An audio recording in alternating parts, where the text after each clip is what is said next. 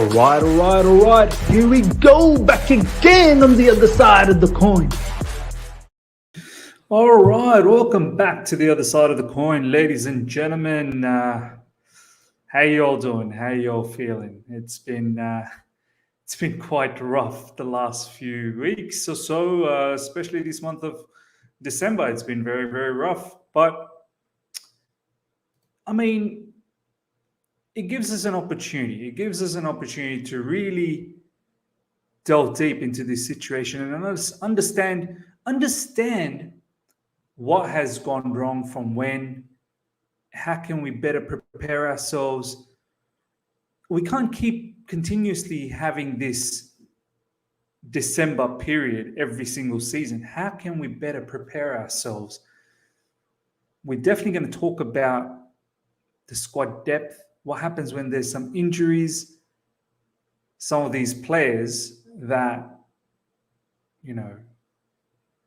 screaming for minutes, and they finally do get it, and they're not always producing the greats. So it's going to be good to talk about all of these things. And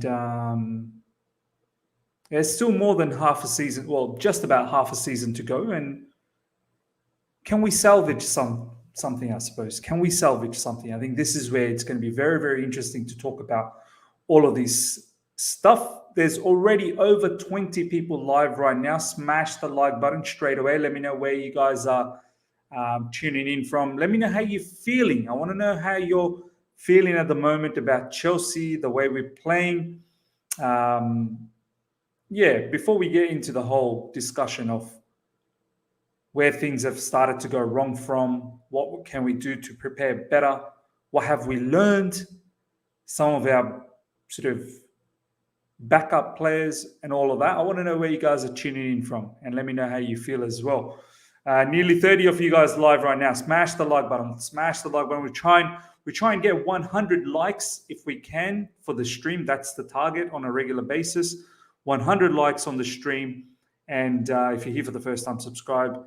Hit the bell notification to stay in touch with all my content. And first of all, Almighty Blue FC, thank you so much for joining, my man.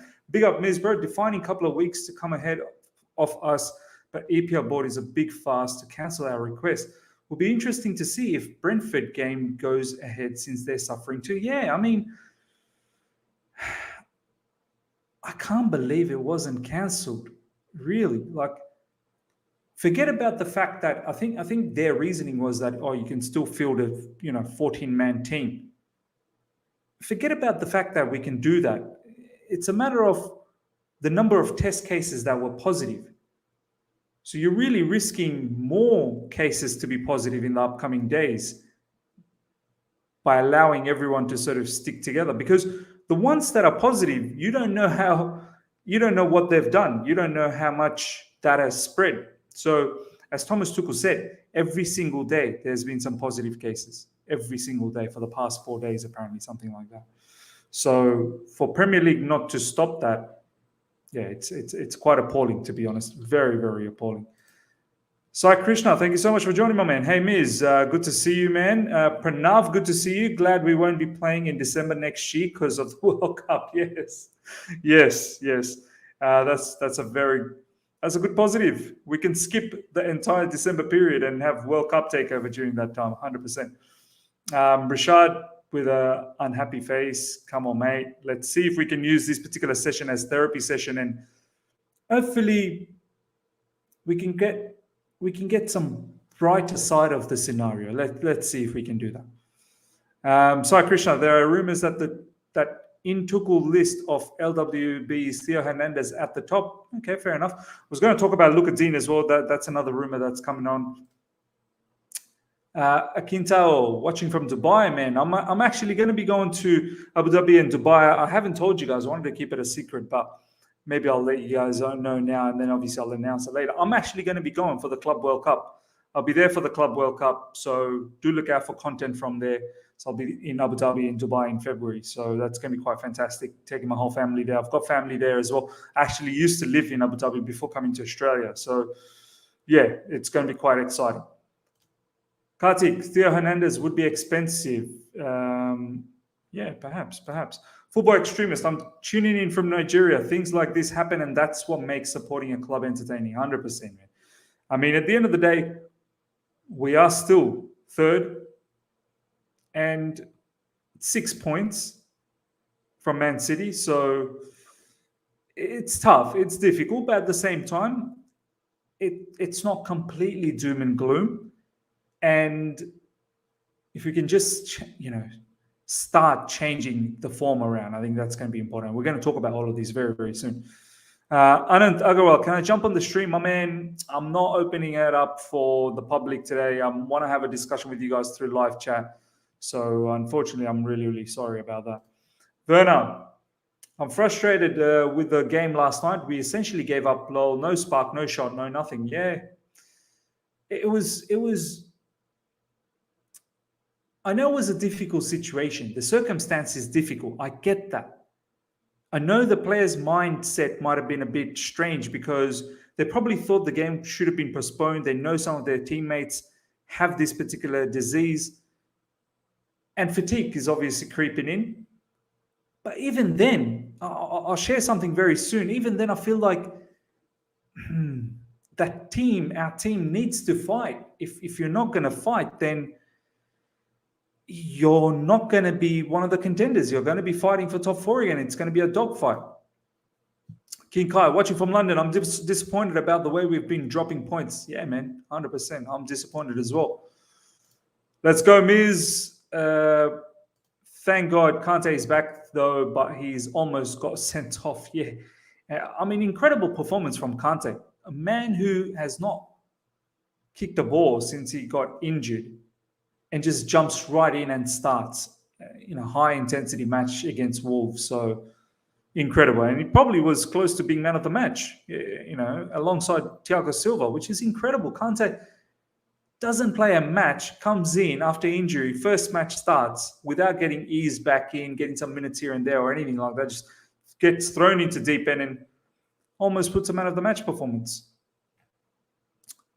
Jose Mourinho, have you ever seen Chelsea win an appeal here? Exactly. Luanbo, thank you so much for joining, my man. Statistically, we're still in the title race. Performance-wise, we are out. Yep, exactly. And statistics is what we can just hold on to at the moment, to be honest. Salman Zaki, good to see you, my man. It's been a while. A coach can tell you a million times what the best option is, but even pros will continue to make that mistake if they don't have the vision or ability to finish. 100%. This is the issue at the moment that we have. This is the issue. Okay, let's start this particular session. I'm going to bring this up, ladies and gentlemen. Andy Naylor is a Brighton correspondent that writes for The Athletic. Very, very esteemed journalist. What a crisis looks like for Brighton against Wolves and what a crisis looks like Chelsea against Wolves. So one of the pictures, this is Brighton's lineup against Wolves when they were going through the crisis. That's what Brighton hasn't been playing in recent times. This was their lineup: Sanchez, Lamptey, Cucurella, Connolly, Basuma, Trossard, Mwepo, Mora, March, Byrne, Veltman. As you can see, some of their, Mopay, maybe a few of the other players, obviously not featuring. And then you see Chelsea lineup against Wolves: Mendy, Azpilicueta, Thiago Silva, Rudiger, James, Kante, Chalobah, Alonso, Mount, Pulisic, Ziyech. I mean, let's have a look at some of the comments before. What a crisis looks like for Brighton against Wolves and what a crisis looks like for Chelsea against Wolves. Very, very interesting, and I'm going to get into my opinion very soon. But this is one of the fans had to say, if you've watched Chelsea last few months, you know that attack doesn't perform. It's also not about the lineups. It's about stopping the disease spreading within the team, which is very well said. Not sure on your point, Andy. Brighton's team on Wednesday featured players who had plenty of first team minutes this year. Connolly possibly expected. Dunk was a big miss, but Graham Potter didn't have to field certainly a second 11. True. Now, in regards to this second 11, you look at that team, that Chelsea team, that's still a very, very good Chelsea team. And we're sitting here, and I understand the circumstance. Even I was saying this circumstance is not ideal with all the positive test cases, but that team is still very strong and should be competing against Wolves. It should be. I mean, if we're sitting here and saying that that team should not be competing against Wolves, then I'm sorry, we're not. We shouldn't even be talking about title contendership. I mean, look at that team: Ziyech, Pulisic, Mount, Alonso, Chalobah, Kante, James, Rudiger, Thiago Silva, Azpilicueta, Mendy. I know Kante and Chalobah just coming from injury, yes. But Kante still ended up, putting a man of the match performance. Chalobah got injured. That back line is solid. Wing backs of James and Alonso. Alonso, obviously, it is what it is, but Chilwell's injured, so he's got to do a job. And the front three, Mount, Pulisic, and Ziyech. I mean, they should be capable of doing some sort of damage to Wolves. Something. So it's interesting. It's interesting. I mean, are we being very lenient? Like, this is the lineup that Brighton had against Wolves. And I think they just narrowly lost. I think it was just 1-0. And this is the lineup we had. And, we didn't have a very good first half at all. The first half wasn't great. Second half was much better. But we didn't create loads and loads of opportunity. There was just that one really good opportunity for Christian Pulisic, who didn't end up scoring. But I want to hear from you guys. Let's check out some comments from you guys. What do you guys think of our depth? On paper, it looks pretty good. I mean, some of these backup players, they scream for minutes. Oh, I'm not getting minutes. I want to get a consistent run of games, this and that. Well, you are getting some consistent run of games now. You are getting some consistent run of games. So, where's the output? Where is the output?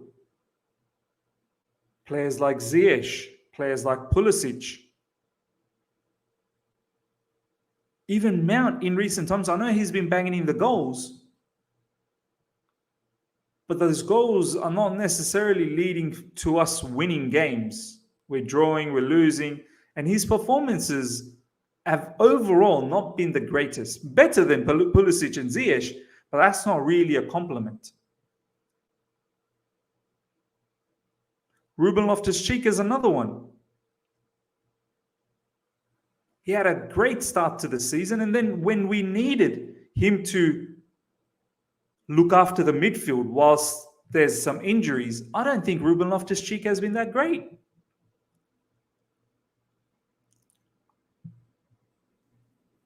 Saul, even though he was decent yesterday, I mean, some people are blowing it out of proportion like as if it was a masterclass from Saul. It was a good performance, and I said it. I think we're getting over the top because of his disastrous performances. Now he's done something fairly okay, and it looks like a 10 out of 10 performance.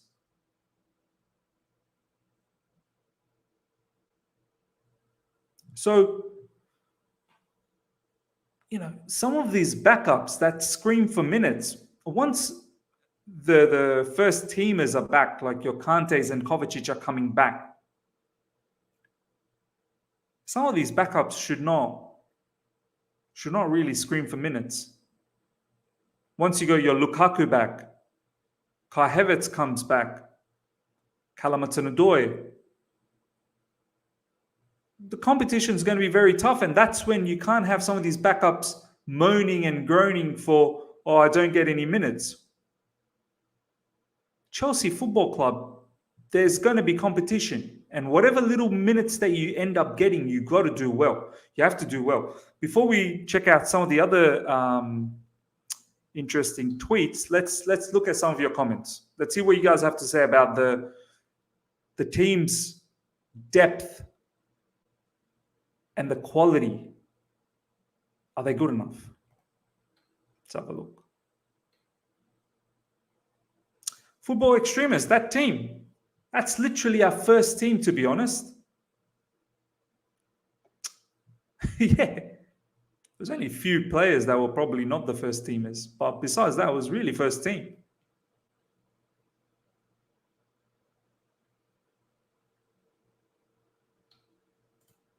Ishak Sadiq, did you watch Rudiger's post-match interview? He said 0-0 felt like a loss, so we have the right mentality, but what happens on the pitch though?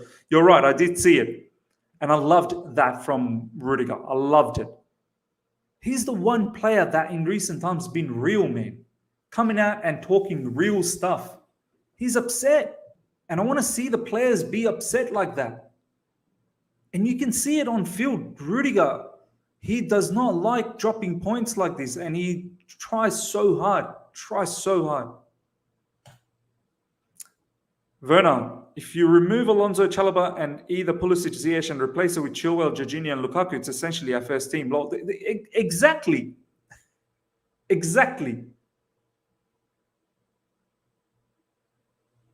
I'm upset that the game went on. I'm upset. I can understand the players' mindset could be a bit over the joint, but at the end of the day, you're professional footballers. You play for Chelsea Football Club. That lineup against Wolves, no disrespect to Wolves, but we're Chelsea Football Club, right? European champions, right? Challenging for the title, yeah? We have to penetrate Wolves more. We have to. It was quite embarrassing, the fact that Wolves were all over us in that first half. Thompson Jones, did you hear what Klopp said yesterday about Chelsea in the post-match interview? Yeah, he did. He said that we almost fielded the first team. I mean, look, to a degree, it was almost the first team, but his whole factor in the sense that we don't have enough tests, positive tests, that's wrong. We still have a lot of key players that were, that are in positive test cases. And the fact that we had to use Kante and Chalobah, especially Kante, when it was recommended by the doctors not to use him, not more than 45 minutes, I think that's the situation that's going on. That we're being forced to play matches when a lot of our first teamers have tested positive. That's why we didn't have a bench.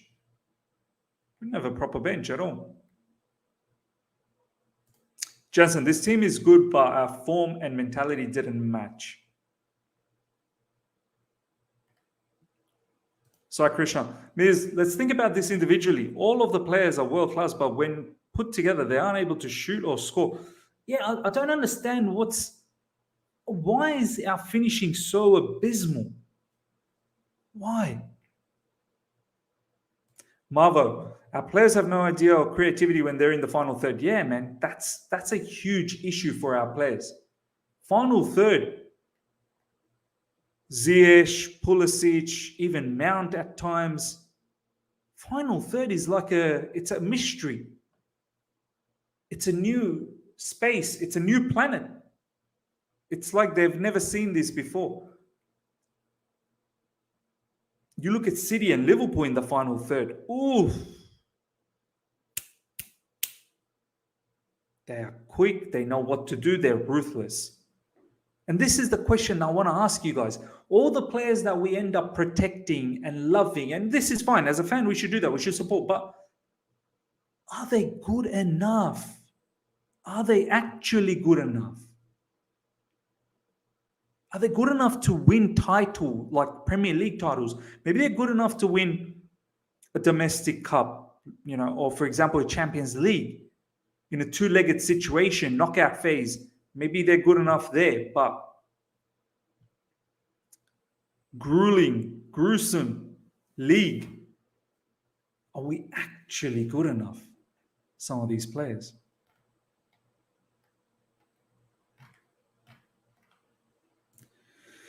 Miz, I know we're not at a great moment now, but we're only 3 points behind Liverpool and 6 points behind Man City. Just saying, no, you're right. You're right that mathematically we are still in the race. But can we change our form around? And I think this is the next thing that I want to talk about now. I think we can. And it's good to go back to where the issues started first and understand that once upon a time we actually were playing good. So let's revisit when we were playing good and figure out what happened. How can we better prepare ourselves for the rest of the season and also future seasons? Let's have a look at this. So, it wasn't that long ago, this particular match, Leicester-Chelsea and Chelsea-Juventus, two of the best games we've played this season. Leicester-Chelsea, Chelsea-Juventus. We were scintillating. We were on fire. So to all the people that have kind of forgotten, oh, we play boring football, we don't play good football, oh, it's Thomas Tuchel, it's this, it's that. That's your reference right there. Those two matches right there. Let's have a look at the lineups for those two matches. It'll be very, very interesting.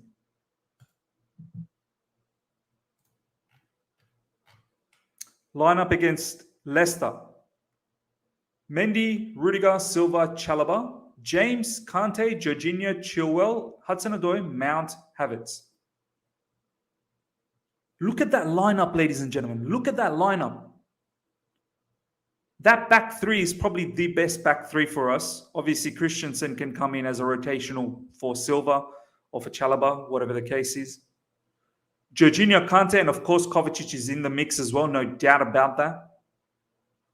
Reece James and Ben Chilwell. Our game without Ben Chilwell has been compromised massively. Chilwell's ability to roam from these areas and overlap, at times he plays as a false nine, Ben Chilwell, the furthest person forward. He knows when to go to the byline. He knows when to hit the gaps between the lines. His recovery pace is great. And his game was creating space on the other side because, opposition would be scared as to what Chilwell's doing and they would shift. That would then slowly start creating space for Reece James, and Reece would then come in. Now that we don't have a Chilwell, and Chilwell was quite instrumental in midfield as well. Now that we don't have someone like Chilwell, every facet of our game gets compromised all over the field. Reece James is coming in and playing a lot of midfield situation. Reece James at times is playing as a cam. We're not seeing Reece James attacking that box. Only against Everton did we see that one time where he got that ball through from Jorginho, but he missed. But when Chilwell and James were playing together, they were scoring for fun. They were literally scoring for fun. Callum Hudson-Odoi, direct. Mason Mount, workhorse. Kai Havertz is probably one of the most impactful, I suppose, false nine that we've had.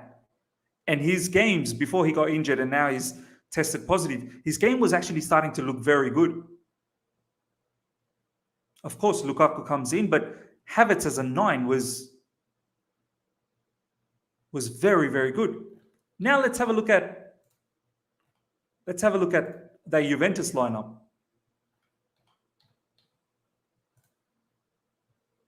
Leicester, we absolutely smashed them. And then Juventus. Almost the same lineup, except Pulisic comes in on top. And Havertz, I believe, must have been on the bench. Oh, he must have been injured. He wasn't even there. But as you can see, it's almost the same lineup except for Pulisic and Ziyech, obviously, and Ziyech.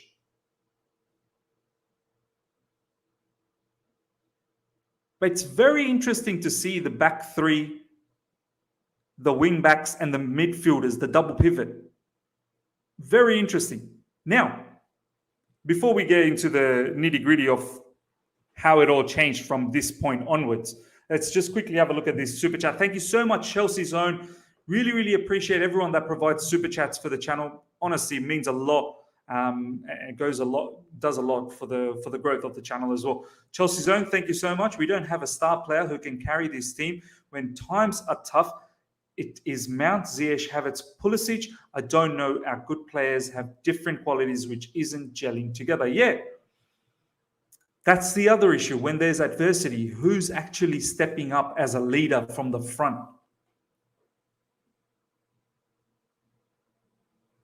Mount's been scoring goals, which is fantastic. But his overall game in last few games hasn't been that great either. Better than Ziyech and Pulisic for sure, but not at the best level. Ziyech, you'd think, being in his prime, he would take control, but he doesn't. Pulisic is, a lot of people will say he's not a striker. He's playing as a false nine. That's not his position. Well, why isn't Thomas Tuchel playing him as a left wing? Why? There must be something. Why isn't Thomas Tuchel fancying Pulisic playing as a left wing? Why does Thomas Tuchel prefer Pulisic down the middle? And when your gaffer has given you a job to do, you've got to at least do your level best. You've got to at least do your level best. Now, from this situation, ladies and gentlemen, that particular Juventus game was where everything went. We won, but that was where everything started to go south for us. We lost Ben Chilwell and we lost Kante. Two players from that lineup that I just showed you guys. Two players. All it took was two players. Ben Chilwell and Kante. And we started looking funny. Midfield started looking funny. And on top of that, Kovacic, obviously, you know, Kovacic being able to partner Jorginho. Chilwell, Kovacic, Kante, and boom. The team started to look very, very strange.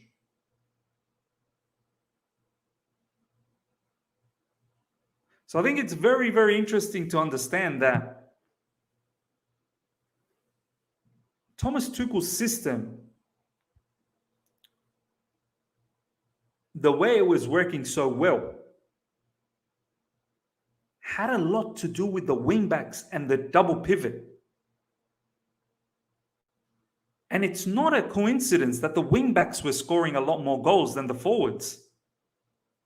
It's not a coincidence that Reece James and Chilwell were actually the bulk of the goal scorers at one point.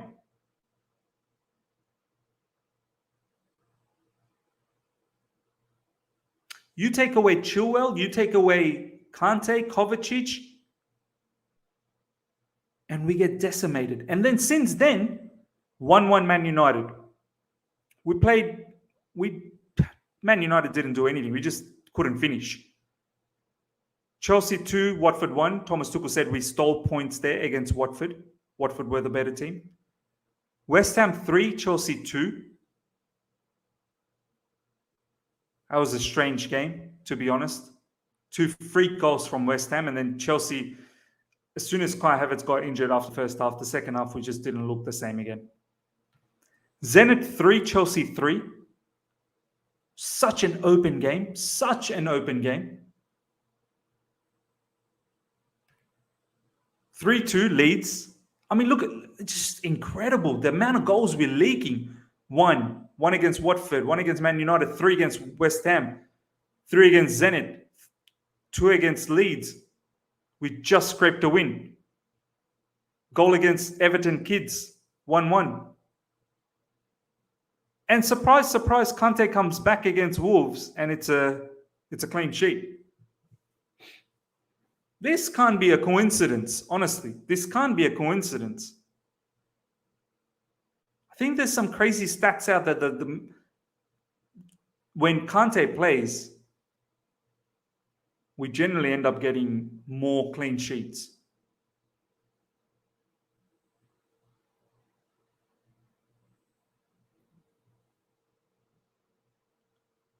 So I guess the question that I want to say to you guys now is, we've identified in this current system for Thomas Tuchel, it's very important to have a good backup left wing back, because the play is so reliant on wing backs.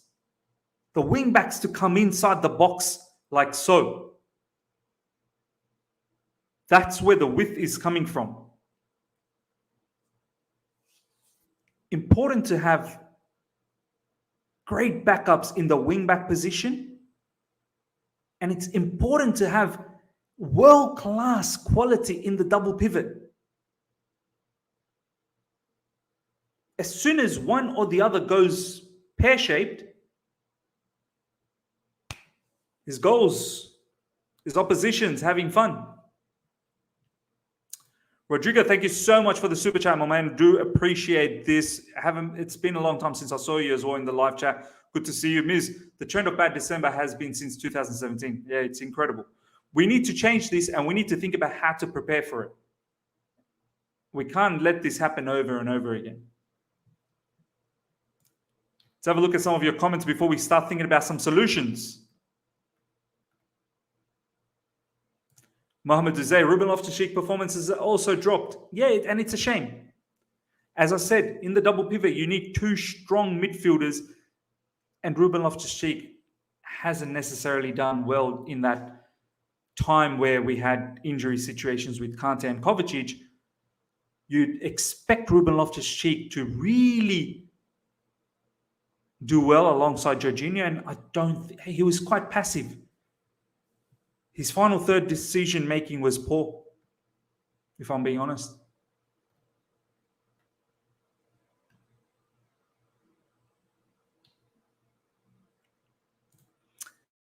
Aloisi, goal-scoring defenders isn't sustainable. Yeah, I mean, I wouldn't call wing-backs in our system under Thomas Tuchel as pure defenders. In fact, they're midfielders. They're like box-to-box midfielders. We have to expect goals from the wing-backs. We have to expect goals from Reece James and Chilwell, because the system opens up the gates for those two positions a lot. So we have to expect goals from them. Can't really blame Pulisic. He's not good with his back to goal. Well, okay, fine. In recent times, he's come off the bench as well. And he hasn't necessarily played through the middle. And throughout the game, he's not always just staying in the middle. He does drift to the left, to the right, whatever the case is. He drifts into the midfield. Can we not ask for a little bit more from Pulisic, or is that too much? Do what you're doing, Pulisic. Do what you're doing. It's okay. I mean, can we not expect a bit more?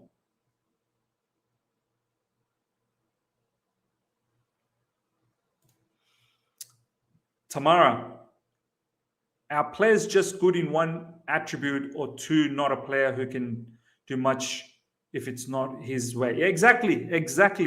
This is the thing. Pulisic won't do well if he doesn't play left wing. Callum won't do well if he doesn't play left wing.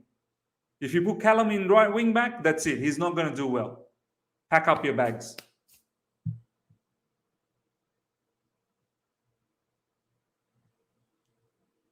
Ziyech won't do well if he's playing on the left side. He only does well on the right side.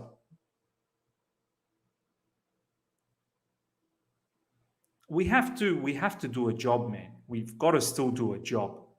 What's the point? Everyone wants their best position. Every player. Callum wants to play left wing. Pulisic wants to play left wing. Timo wants to play left inside forward. Not everyone's going to get that.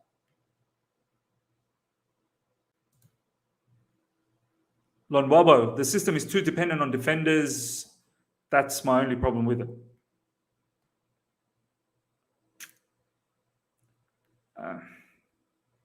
Yeah, I mean, there's three at the back. The idea first is to ensure you're tough to beat. This is what Thomas Tuchel said. And I think he said that is because he realized our attackers are not players that just go out there and score like Mane and Salah of Liverpool.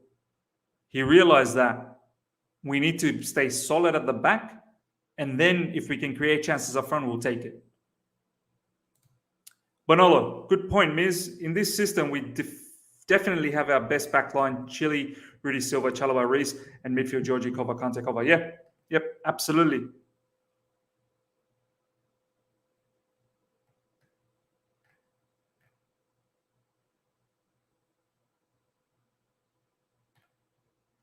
Now, Miz, it's true he can do more. He falls too easily and well after receiving the ball. Exactly. This is about Pulisic. He definitely can do more. Marvo, Miz, we're playing both Liverpool and Man City in January. If we have anything about us, we're turning them over both matches. Man, wow. That would be incredible. That really would be. Right now, the way we're playing, I'm worried. Our next Premier League game is against Aston Villa. And Aston Villa is not going to be easy. Whether that happens or not, I don't know, because I think the Premier League are going to get together today to figure out whether they're going to take a break or not. I think they may take a break, but we'll see what happens. If they don't, our next Premier League game is against Aston Villa in Boxing Day. And I don't think that's going to be easy. But yeah, getting back to the point now. Left wing back, double pivot, got to be strong. Then we can start thinking about the attack. This, ladies and gentlemen, has come up recently. Chelsea are considering a move for Everton left back Lucas Digne. How do you guys feel about Lucas Digne? I mean, can we now agree that Alonso is simply not Chelsea level? Can we all agree with that? Can we all agree that since Chilwell got injured and Alonso came in, it's not been the same? We've been compromised. And I'm not solely blaming it on Alonso. I'm just saying that side of our game, that left side, has been big time compromised. Can we agree with that? Can we agree that we can't have Alonso in the team, in the squad next season? If Thomas Tuchel moves into 2022-2023 season with a backup left wing back, if we continue obviously with the three at the back and wing backs, if we move into the next season with Alonso being the backup, can we agree that we've already failed Thomas Tuchel?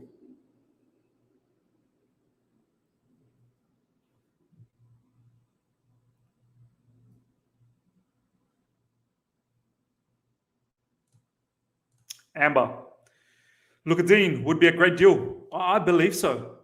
I think he would be a fantastic left wing back as well. Premier League proven. So it's not going to be a situation like Saul where he comes in and it's, a bit scary. We don't know what we're going to get from him. The intensity of the league is a bit too much.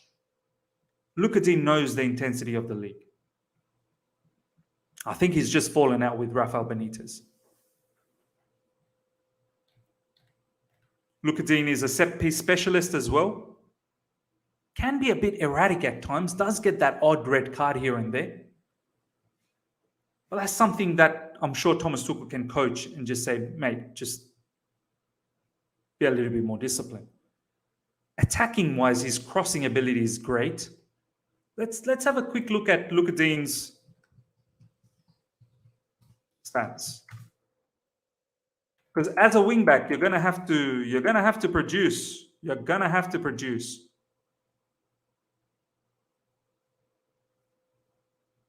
Chelsea wingback is not a defender first. Is actually an attacking player first. And obviously, you'll have to be good in defense. But for a wingback in Chelsea in the current system is not about defending first. It's about how to get up the opposition. This is Lucas Digne's output last season. 30 Premier League games, 7 assists. I'll take that 7 assists. And I think in our system, he'd probably do a lot better. As a wing back, I think he'll get into goals. He'll get into goal scoring opportunities.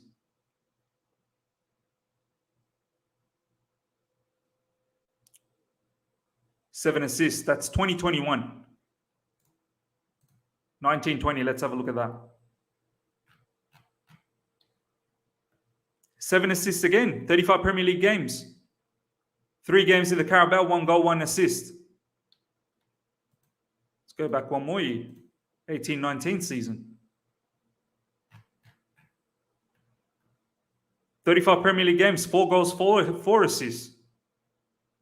If you can get that type of output, and as I said, I think his output's going to be a lot more if he comes to Chelsea, because the way we play, it's all about the wing-back play.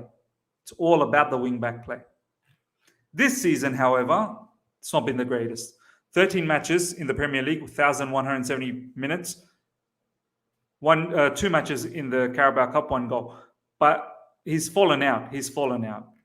Look, in recent times, not in the squad. Information not yet available. He's fallen out with Rafa Benitez. Let's see what you guys have to say about Lucas Digne.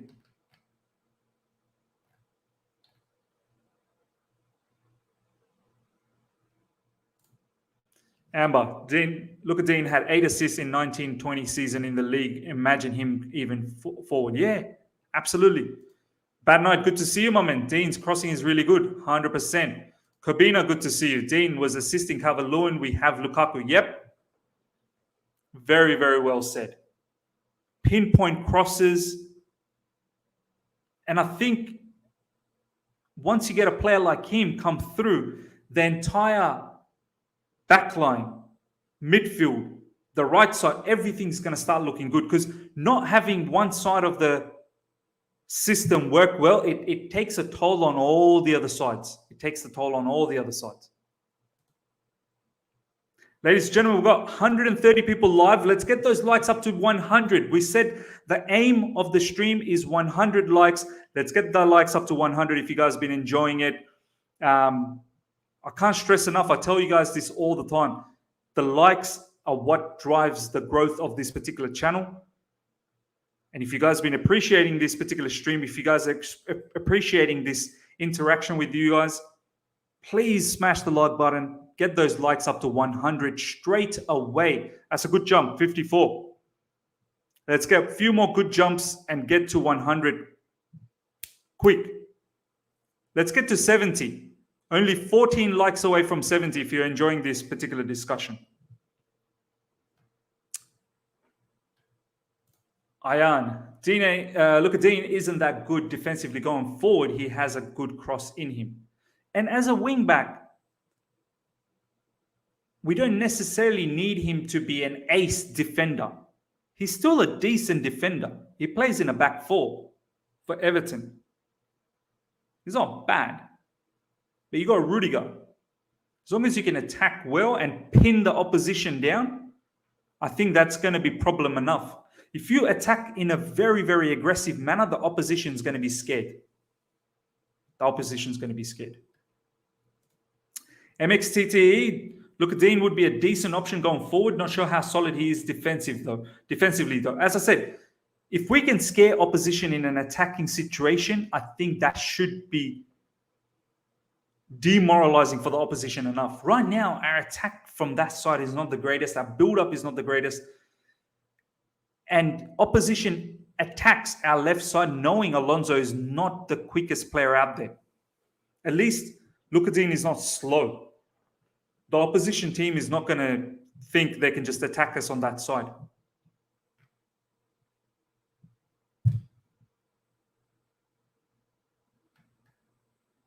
Declared, really good to see you, my man. Good morning, Miz. And the chat, Alonso is decent backup, and Dean doesn't want to be a backup with the World Cup next year. Only player we need is left wing back is Chilwell plays. I had that injury 3 times. Look, someone like Lucas Digne doesn't necessarily have to be backup. It could be healthy competition for Chilwell. And look at the amount of games we're playing. No way Chilwell would be playing all of those games. It's good to have fresh legs on that side all the time. And if they both sort of understand the system and grasp exactly what Thomas Tuchel wants, then it shouldn't be a difference between who starts and who plays and one not. If both understand their role, it should just be fresh legs, and that's only beneficial for Chelsea. So I don't really look at this whole Lucas Digne situation as a backup. I think it's going to be genuinely a good competition for Chilwell.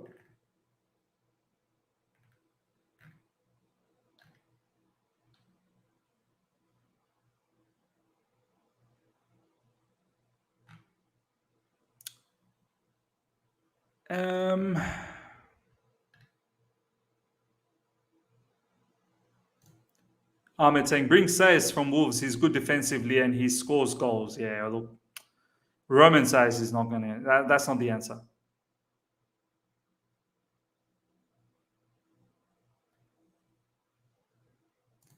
CCTV, man, you need to relax. I'm not mad at you, man. I'm not mad at you. Just relax.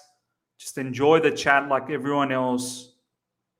It's not always going to be easy for me to get to every comment out there. I'm over that situation. So you can relax, man. You can relax. Dean is never getting in the World Cup squad at Everton regardless. France has stacked. Coming to Chelsea gives him the opportunity to prove himself 100%. Now, we've talked about the left wing back. Let's now talk about the double pivot. It's really good to see Kante and Kovacic come back. And I think we can now put our hands on our heart and say there's no doubt Jorginho, Kante, Kovacic, they understand Thomas Tuchel's system in the double pivot to the bare bones. These three players are so crucial. These three players are so crucial to Thomas Tuchel. It's not even funny. But what happens when these three players play a lot or get injured or unavailable? Now, the whole pandemic situation as well.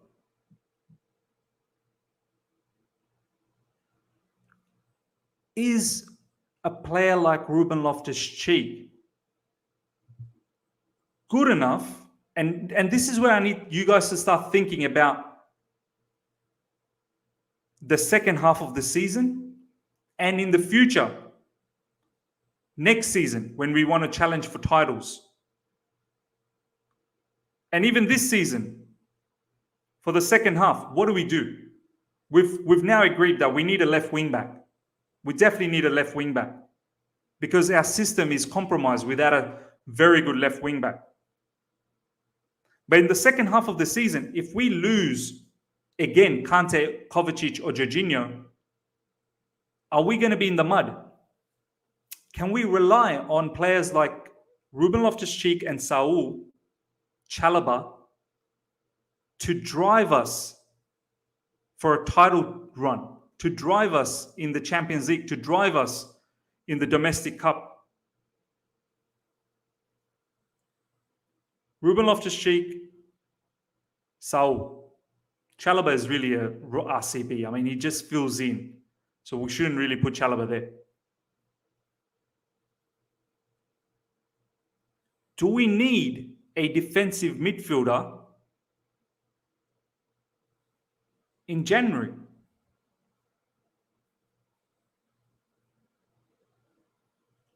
We've now discovered where it went wrong when Chilwell, Kante, Kovacic all got injured.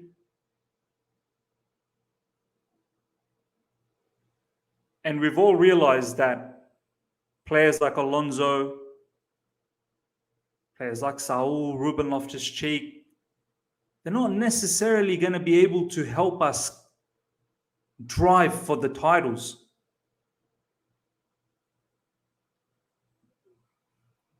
So do we need a defensive midfielder?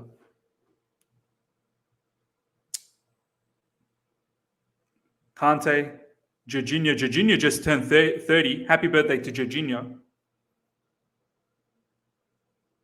Kovacic now every season seems to pick up that odd injury, which then lays him off. Last season as well, right at the end, he came on. He was injured. Kante on a regular basis getting injured. Jorginho is getting overworked.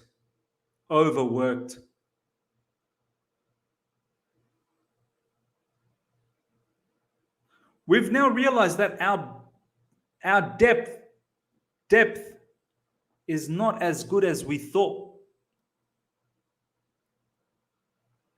You saw the two starting lineups against Leicester and Juventus. That was our most dynamic starting lineup under Thomas Tuchel. We played some scintillating football those two games. But as soon as that lineup gets compromised, our backup is not good enough to carry the same sort of intensity. So do we need another midfielder? If yes, who? Give me some options. Throw some names out there. I can see Tchouaméni. Billy Gilmour is not coming back. He's staying at Norwich. And to rely on Billy to be the frontline sort of once, say if Kante, Kovacic, Jorginho, if those players get injured, to rely on Billy to drive for title chases, that's asking a lot, isn't it? I want him in the team. I definitely want him in the team. But is that enough? That's what I'm trying to say. Samsung, Billy Gilmour is better than Saul. Explosive gamer 105. I think Loftus-Cheek is good enough. His problem is mentality. He was playing well when everyone was fit, but as soon as we needed to properly rely on him, he dropped his level. Well, that's not good enough, is it? This is what I mean, explosive. He plays good when everyone else around him is there, but when we needed him in adversity, he was passive and his decisions were so poor. I like Ruben, I really do. But I like the Ruben that we saw in the earlier parts of the season, not the one that we've been seeing recently. And Ruben Loftus-Cheek is a kind of player, you'd think his skill set, his physical attributes, he would be dominating midfield, box to box, scoring long range shots, key passes, assists, headers coming in late into the box and headering in if their crosses come in. Like, you'd think he would be able to do all of that.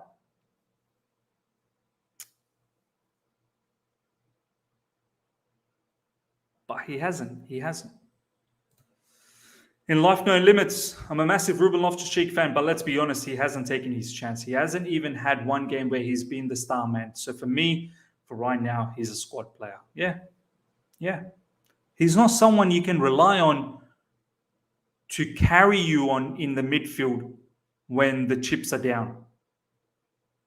He's a squad player. I think he's a squad player.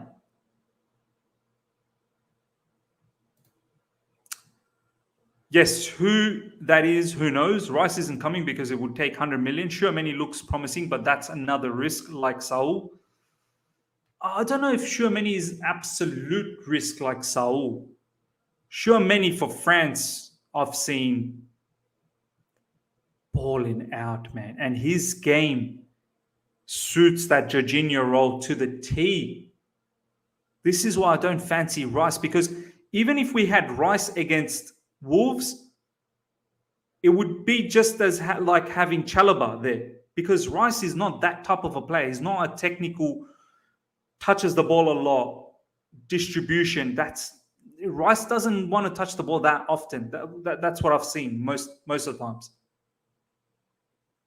Decent DM, but it's a different type of a DM. Rice is a very different type of a DM.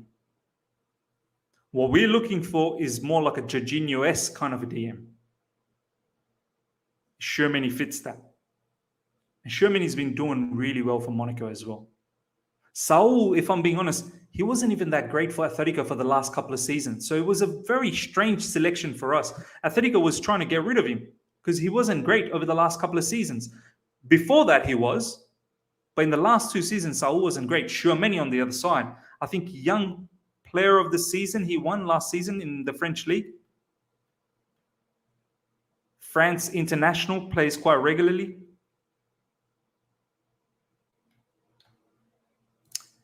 Vishnu, Marquinhos can play as a DM, F, and CB. He's a TT type of player. Wow. You get a player like Marquinhos. Oof. It's almost game over then. That's a dream, but it would never happen. It would never happen. PSG would never sell Marquinhos. Jude Bellingham, very good shout. I like Jude Bellingham. Whether Dortmund would be looking to sell him in the summer, we'll see. But that's a fantastic player, no doubt. Casemiro is a great shout, but he's a Real Madrid. Like, he's now, what's his age? You know, he's past his prime. Do you know what I mean? Like, we needed to get Casemiro maybe 3-4 years ago. Now Casemiro, 29 years. Actually, he's not that old. I thought he was actually older than that. Some could say he's probably still in his prime. I can't see him leaving Real Madrid, man. I really can't. Salman Zakamiz, let's be honest, we need a clear out, as simple as that. Yeah. Ross Barkley. Why is he still in the team? Thomas Tuchel needs to be back next summer. Some of these players are not. We've talked a little bit about the attack, obviously, earlier in the stream. You know, we can't rely on them to score for fun. We can't rely on our attackers to score for fun. Clutch moments, we need goals. And it seems like we want to have excuses. Oh, but Pulisic doesn't play center forward. Pulisic is a left wing. We seem to have a lot of excuses for a lot of our players. Readily available, ready. Excuses ready to go. As soon as you say something, I've got an excuse ready for you. So it's time maybe give Thomas Tuchel the players that he needs. And he deserves it. Thomas Tuchel is the most important part of this whole team. The system is not the issue. He's a very technical manager. His strategies are very good. Up until Chilwell and Kante got injured and Kovacic, we were playing some very good football. We actually were in a good streak of run, winning games. As soon as those players got injured, our backups are just not good enough. And that's, you know, Thomas Tuchel can only do what he can with what he's got. Pochettino out. Thank you so much for the super chat, my man. I always said Griezmann is perfect for Chelsea.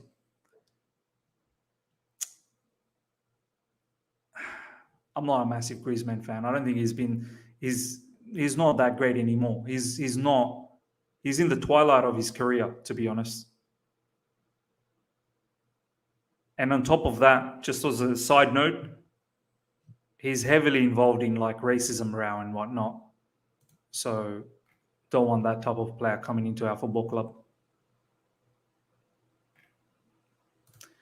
Chevron V, what about Palinyam? I don't know who this particular player is.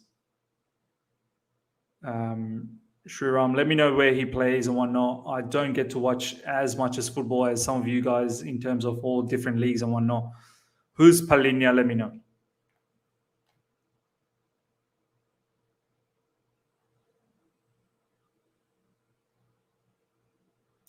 Yeah, I rate Milinkovic-Savic. He's someone that will actually take a long-range shot, something we really miss.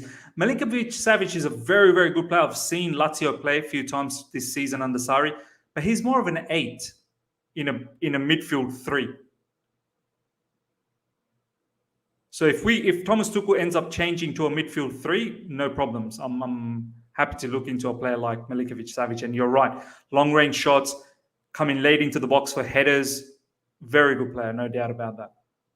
Advetia, Sherman is not a risk. Fabregas vouched for him. Yeah, Fabregas had big praise for this particular player.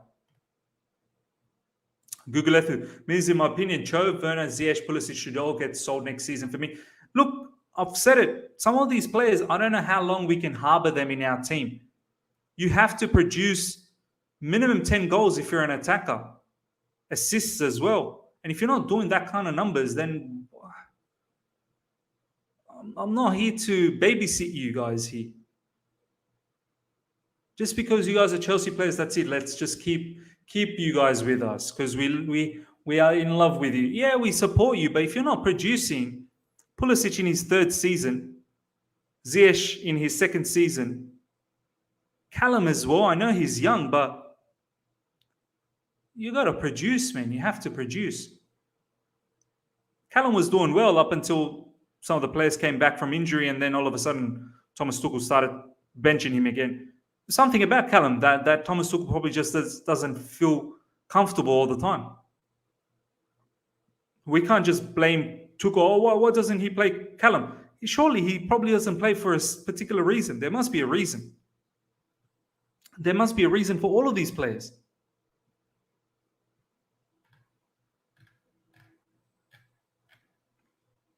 Football Star, thank you so much for joining, my man. There is rumors of buying a new CB in January transfer window. Gleason Brimmer. Yeah, CB, I'm not really sure January is the time to get a CB. We really need a left wing back and probably another midfielder. CB is not something that's pressing, in my opinion. In life, no limits. You're right, Miz. Tuchel is the most important cog in this wheel, and if we must keep it spinning, the man guy needs to be back. Then my guy needs to be back. No more half-baked players. He deserves the full menu. 100% agreed. 100% agreed. All right, ladies and gentlemen, we're going to start wrapping things up. We've gone for an hour. Let's hit the like button. 14 more likes away from 100 likes. Hope you guys have enjoyed this stream. Let's get to 100 likes immediately. If you're here for the first time, subscribe, hit the bell notification as well. And yeah, really appreciate all the support you guys have been giving me in recent times. Hope you've enjoyed this particular stream in regards to where things started to go wrong, what we need, how can we prepare ourselves better, the whole cursed December month, what can we do better next time onwards. We can't just keep doing this over and over again. Our depth, if you've missed out on the stream, just go back and start watching it again.